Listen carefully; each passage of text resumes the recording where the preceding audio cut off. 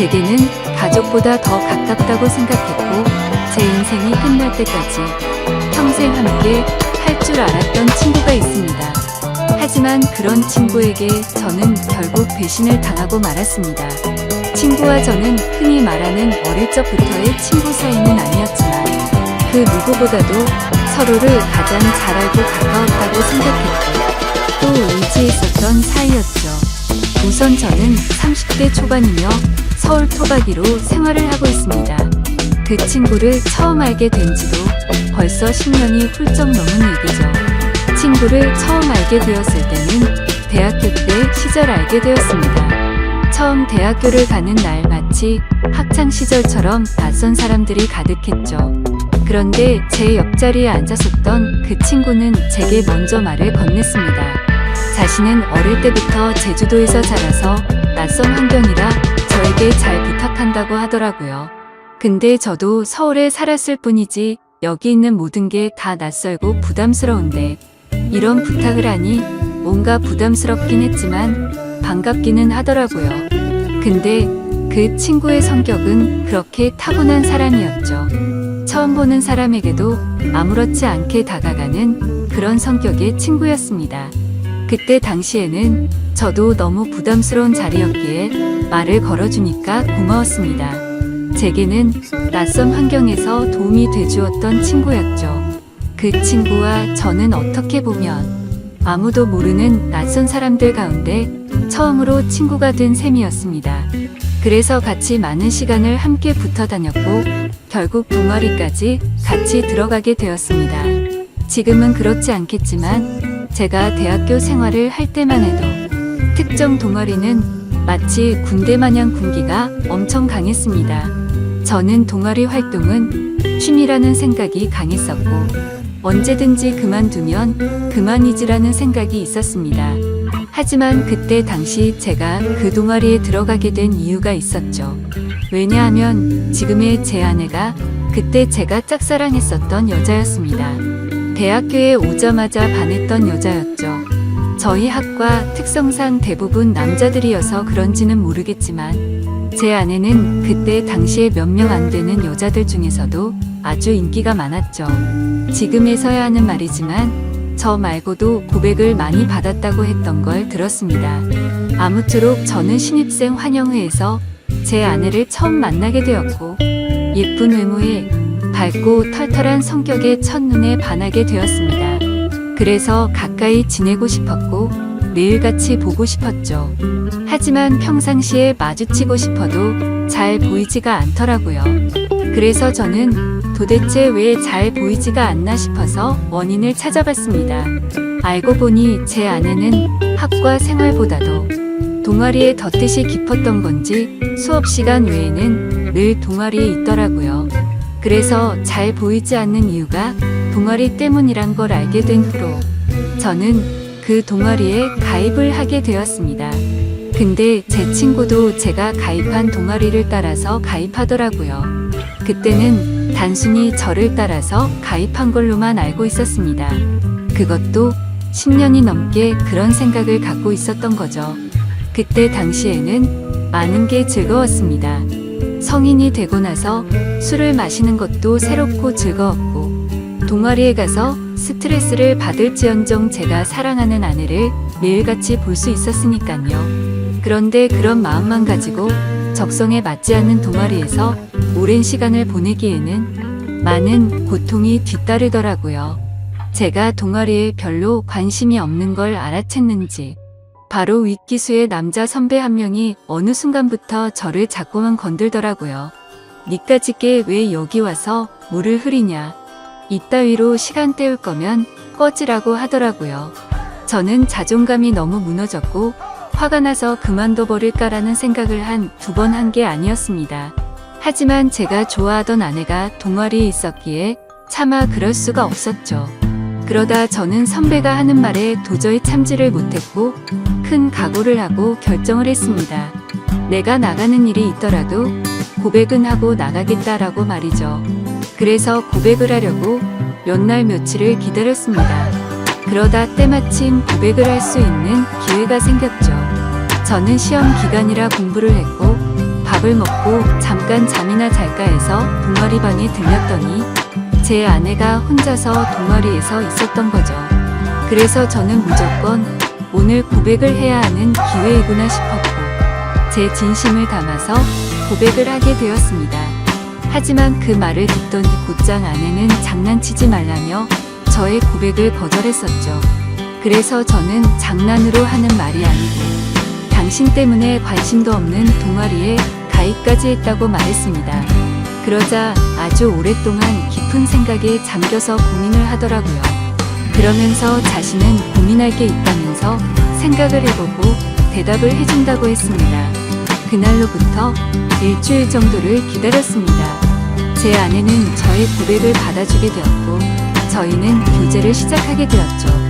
그 이후 저는 동아리를 탈퇴하려고 했지만 여자친구가 여기에 있는데 다른 남자들이 찝쩍거릴 것 같아서 결국 끝까지 버텼었죠. 하루하루가 행복했었고 대학교를 오기 잘했다고 생각했습니다.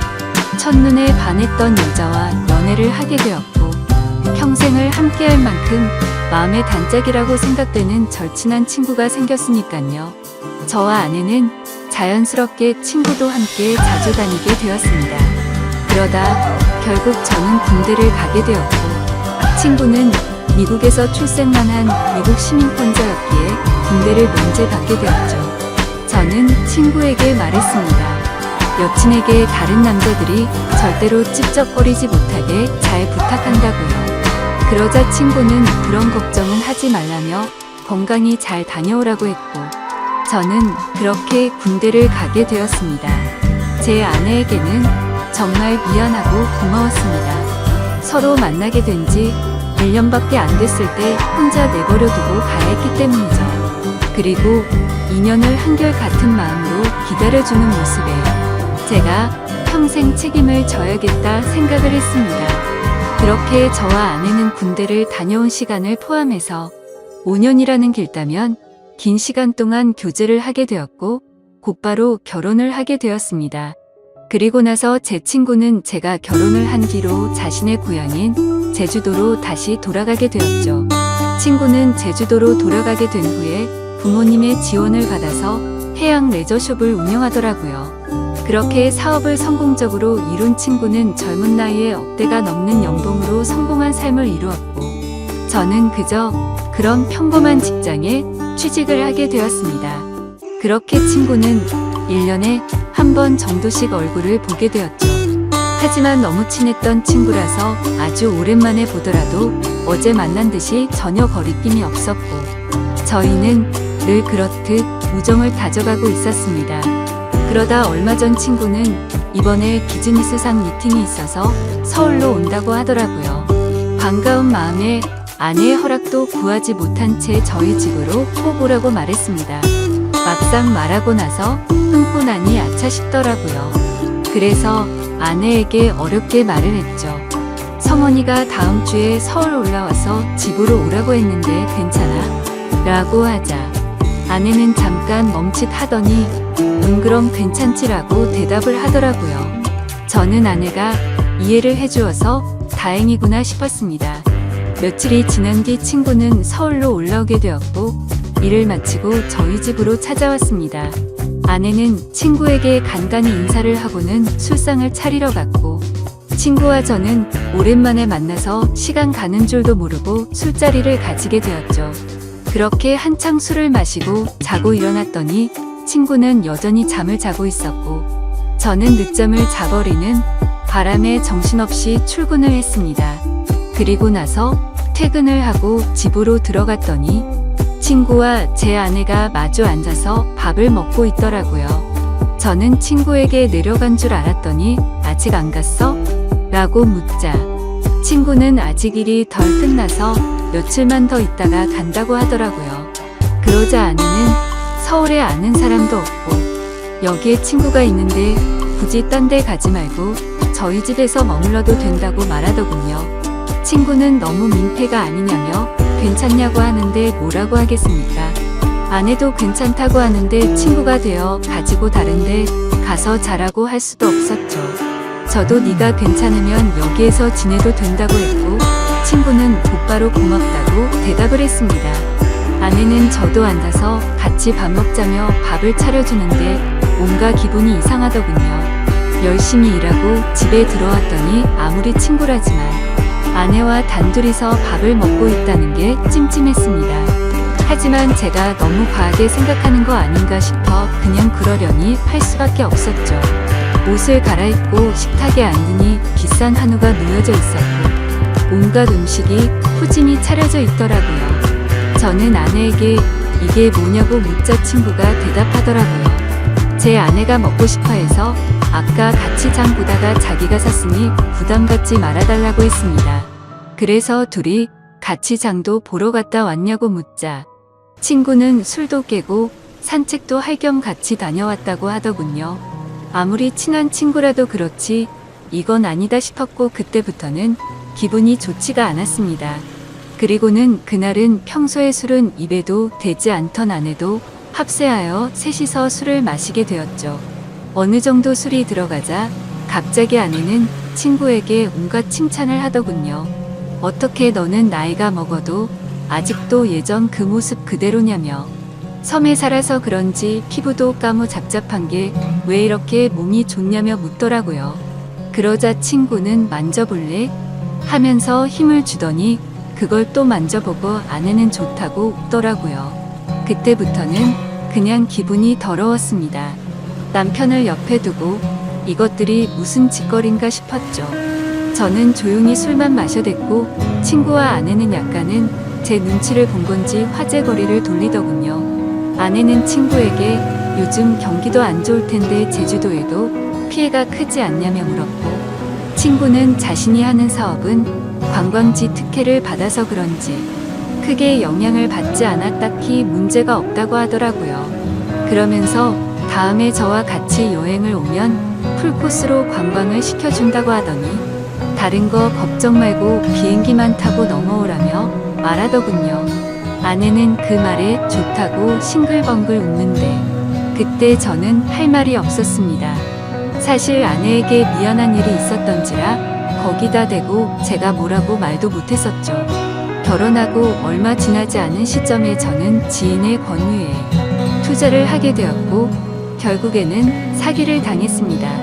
그때는 아내에게 조금 더 안락한 삶을 살게 해주고 싶은 마음에 과감히 투자를 했지만 오히려 빚더미에 안게 만들어서 생활을 더 힘들게 만들어버렸죠. 그래서 비싼 한우 같은 건 꿈도 꾸지 못했고 여행이라고는 신혼여행 이후로 단 한 번도 가지 않았으니 저는 도저히 할 말이 없었습니다. 기분도 좋지 않고 화를 내기도 애매한 마음에 그만 자리를 끝내고 싶었죠. 그래서 저는 제가 자리에서 일어나면 술자리가 끝날 줄 알고 말했습니다. 오늘은 피곤해서 먼저 일어날게라고 했더니 친구는 벌써 자려고 아쉬운데 조금 더 마시지 하더니 그럼 피곤할 텐데 먼저 들어가서 쉬어 우리는 조금만 더 마실게 라고 하더군요. 그러자 아내도 일어날 생각이 없는지 내일은 지각하지 말고 알람 꼭 맞춰놓고 자라고 하더라고요. 속으로 진짜 부글부글 끓었습니다. 자존심이 상해서 다시 앉기도 뭐했고 그냥 샤워를 해버리고는 자러 먼저 들어갔습니다. 그런데 그 기분으로 잠이 올 리가 없죠. 자정이 다 되어갈 때까지 그 둘은 하하호 웃으며 떠드는데 친구고 뭐고 엎어버릴까 싶었지만 너무 쪼잔해지는 것 같아서 그냥 참고 있었습니다. 그렇게 잠에 못 들고 누워있는데 갑자기 작게 들리던 소리조차 들리지 않더라고요. 그러더니 1분 정도가 지나자 의자 빼는 소리가 들렸고 설거지를 하는 소리가 들렸습니다. 그래서 저는 물을 마시는 척 하면서 거실로 나가봤더니 아내는 설거지를 하고 있었고 친구는 보이지가 않았습니다. 친구는 어디 갔냐고 물었더니 담배 피러 나갔다고 하더니 저보고 아직 안 잤냐고 묻더라고요. 저는 목이 말라서 잠이 깼다며 물을 마시고 방으로 들어갔고 아내는 설거지를 끝마치고는 방으로 들어오더군요. 그날 밤 저는 자는 둥 마는 둥 너무 짜증이 나서 잠을 뒤척였고 다음날 굳이 자고 있는 친구를 깨워서 집 밖으로 데리고 나왔죠. 친구에게는 거짓말이라도 해서 내보내야 되겠다 싶어서 말했습니다. 진짜 미안한데 아무래도 아내가 조금 불편해하는 것 같다고 했더니 친구는 그랬구나. 내가 너무 눈치가 없었지라며 미안하다고 하더군요. 그러더니 어차피 오늘 저녁에 내려가려고 했다면서 미팅 다녀와서 저녁에 들어올 거 같은데 그때 짐 챙겨서 나간다고 하더라고요. 저는 그래서 오늘 나도 외부 미팅이 있어서 저녁에 얼굴은 못 볼 것 같다고 했습니다. 항상 미팅 끝나고 술자리를 하는 자리라 늦을 것 같은데 조심히 내려가라고 미리 작별 인사를 했습니다. 그렇게 인사를 마치고 친구는 미팅이 있다면서 택시를 타고 갔고 저도 회사로 출근을 했습니다. 그런데 괜히 쓸데없이 늦게 들어간다고 말한 것 같아서 계속해서 찜찜하더라고요. 오늘 외부 미팅을 갔다가 술자리를 가지면 절대로 빠질 수가 없는 자리였기 때문이죠. 그러면서 어제 아내와 친구가 나눴던 대화도 다시 떠올랐고 차마 해선 안 될 상상까지 들더라고요. 그런 말도 안 되는 상상을 하다 보니 제 정신이 아니었던 건지 집에다가 카메라라도 설치해야겠다 싶었습니다. 이미 온갖 더러운 생각을 가진 저는 밥 생각도 없었고 점심시간을 이용해서 초소형 카메라를 사서 집으로 갔습니다. 아내는 항상 그 시간에는 운동을 가는 시간이라 집은 역시나 비워져 있더라고요. 저는 얼른 안방에 카메라를 설치했고 다시 회사로 돌아갔습니다. 그렇게 저녁이 되었고 친구와 아내에게 연락을 했습니다. 친구는 지금 미팅이 일찍 끝나서 비행기를 타러 간다며 다음에 보자고 대답을 했고 아내는 친구 배웅해주고 집에서 쉬고 있다고 대답을 하더라고요. 그래서 저는 내가 너무 제정신이 아니었구나 생각을 하면서 괜히 쓸데없는 돈 썼네 싶었습니다. 그렇게 저는 외부 미팅을 갖고 술자리를 마친 뒤에 집으로 들어갔습니다. 항상 그 자리는 만취 상태가 될 때까지 마시는 자리였기에 그날도 저는 만취 상태가 되어 있었죠. 집으로 들어가 보니 친구는 없었고 그 정신없는 와중에도 뭔가 찜찜한 기분이 풀린 것 같고 좋더라고요. 그렇게 저는 침대에 눕자마자 곧바로 잠이 들었고 아침에 일어나자마자 또 정신없이 출근을 했습니다. 그렇게 하루 종일 일을 하고 있다가 아차 싶더군요. 어제 설치한 카메라를 회수 못한 게 생각이 났던 거죠. 혹시라도 아내가 알아차리면 엄청나게 큰 싸움으로 번질 것 같아서 퇴근하자마자 빨리 치워야겠다라고 생각을 했습니다. 그래서 저는 퇴근하자마자 곧장 집으로 들어갔더니 아내가 집에 없더군요. 아내에게 전화를 했지만 받지를 않았고 어디 갔냐고 카톡을 보냈지만 답장이 없더라고요. 그래서 일단 아내가 들어오기 전에 카메라를 치워야겠다 싶어서 뺐습니다.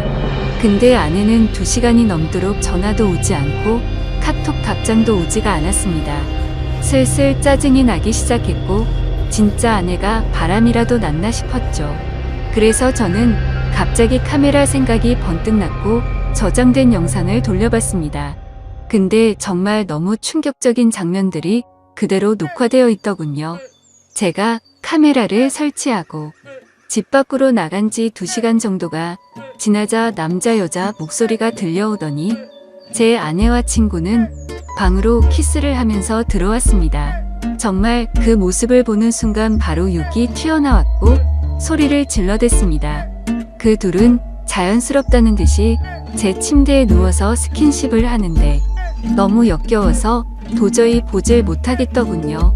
그래서 빨리 감기로 넘겨버렸고 오늘 날짜로 찍힌 영상을 봤더니 제주도로 내려갔다던 친구놈이 또 아내와 제 방으로 들어오는 겁니다. 너무 큰 충격을 받아서 할 말이 없고 생전 처음으로 눈물이라는 걸 흘렸습니다.